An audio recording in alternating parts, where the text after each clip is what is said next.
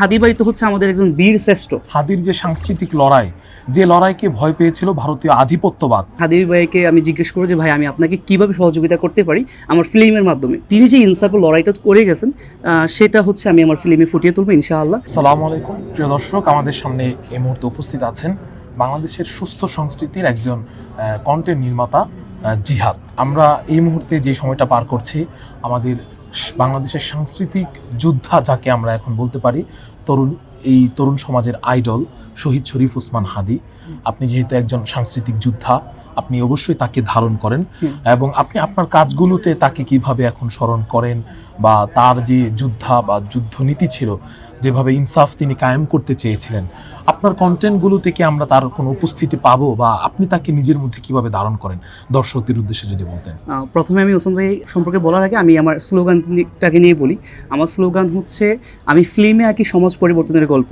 যেহেতু আমাদের ওসমান হাদি ভাই লড়াই করে গেছেন হচ্ছে আমাদের সমাজ বিনির্মাণের জন্য, একটা ইনসাফ কায়েম করার জন্য, এবং উনি ইনকিলাব মঞ্চ তৈরি করছেন হচ্ছে বাংলাদেশের কালচার এবং যে সংস্কৃতি রক্ষার জন্য মূলত উনি কাজ করে গিয়েছেন। তো আমি সম্পূর্ণভাবে ওসমান হাদি ভাইকে লালন করি নিজের বুকের মধ্যে, এবং ওসমান হাদি ভাই যে কাজগুলো করে গেছে সেগুলোকে অত্যন্ত ভালোবাসি। এবং আমার নিজের যে স্লোগান, আমি সমাজ বিনির্মাণে কাজ করতে চাই। এখন পর্যন্ত কতটুকু করতে পারছি জানি না, তবে আমি চেষ্টা করি। এবং আবার সামনে যে কাজগুলো আসতেছে বা সামনে যে কাজগুলো আসবে সেগুলোতে আমি মনে প্রাণে হাদি ভাইকে বুকে ধারণ করি, এবং তিনি যে ইনসাফের লড়াইটা করে গেছেন সেটা হচ্ছে আমি আমার ফিল্মে ফুটিয়ে তুলবো ইনশাআল্লাহ।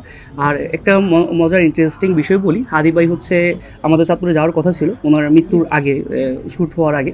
তখন আমার খুব ইচ্ছে ছিল যে উনি যখন চাঁদপুরে আসবেন আমি সামান্যতম একটাই ওনাকে হচ্ছে ডোনেশন করব, এবং হাদি ভাইকে আমি জিজ্ঞেস করবো যে ভাই আমি আপনাকে কীভাবে সহযোগিতা করতে পারি আমার ফিল্মের মাধ্যমে, অথবা ওনার আটাশোনার জন্য আমি কোনো ভিডিওর কাজ করে দিব। তো হাদি ভাই যখন হচ্ছে শ্যুট আউট হয়, তারপর তো দেশের একটা বাজে সিচুয়েশন চলে আসে, আমরা হচ্ছে আর সেটা আর হয়ে ওঠে না। তারপর ভাইয়ের মৃত্যুর পর তো অনেক বেশি শোকাহত ছিলাম, তখন তো ফিল্ম নিয়ে মাথায় চিন্তা ভাবনাও আসে না। তো তারপর এখন মোটামুটি কিছুটা স্বাভাবিক হওয়ার পর আমি আমার ফ্রেন্ড আবার হচ্ছে এখানে রিফাত ভাই অনেকের সাথে হচ্ছে ডিসকাশন করছি যে হাদি ভাইকে নিয়ে কোনো কাজ করা যায় কিনা। হাদি ভাই তো হচ্ছে আমাদের একজন বীর শ্রেষ্ঠ, ওনাকে নিয়ে যদি কাজ করতে হয় তাহলে বিগ প্রজেক্টে কাজ করতে হবে। তো আমার যেহেতু ওই রকম অ্যাবিলিটি নাই, অত বড় প্রোডাকশন নাই, অত হচ্ছে ফিনান্সিয়াল সাপোর্ট নেই, তো আমি আমার জায়গা থেকে যতটুকু পারি আমি হাদি ভাইকে নিয়ে একটা কাজ করব। অ্যাটলিস্ট এটা ডকুমেন্টারি হিসাবে যাতে থাকে বা একটা মেমোরিজ হিসাবে থাকে, বা হাদি ভাইয়ের অস্তিত্বটাকে টিকিয়ে রাখার জন্য হলে আমি একটা ফিল্ম হাদি ভাইকে নিয়ে করব। এবং হাদি ভাই যে ইনসাফের লড়াইটা করে গিয়েছে, আমাদেরকে যেটা শিখিয়ে গেছে, সেটা ইনশাআল্লাহ প্রতিষ্ঠা করা যতটুকু সম্ভব আমি জিহাদের মাধ্যমে সেটা আমি করে যাবো ইনশাআল্লাহ।